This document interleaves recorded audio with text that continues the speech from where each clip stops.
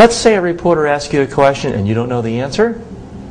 Don't guess. If you guess and you guess wrong, in the reporter's mind, you lied. It's going to be very hard for you to ever build back your credibility.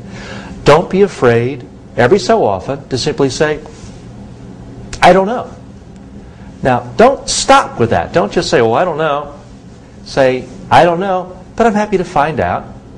I'll get back to you by 3 today. Is that okay? Then, make sure you find out the information and get it back to the reporter. Email it back, call, leave a voicemail, fax if you have to. But make sure you get that information back to the reporter. Now, sometimes a reporter may ask you a hypothetical question, and nobody's going to know the answer to it.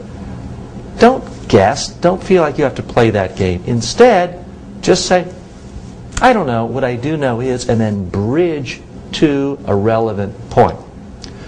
TJ, what's going to happen if the sky falls and your media and presentation training business crumble and you go bankrupt?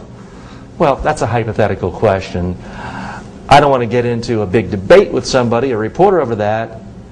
Instead, I would say, I don't know about that. What I do know is every single day we create more content, we service our clients even better, and we continue to grow and grow and grow.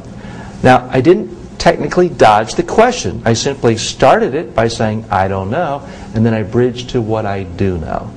That's what you need to do if you're asked a question that really is unknowable. But if it's a question and you don't know the answer, but somebody does, don't blow it off.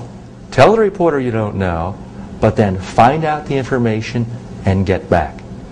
But remember, you always have the option of telling a reporter, I don't know. There's no shame in it, especially if you don't act ashamed.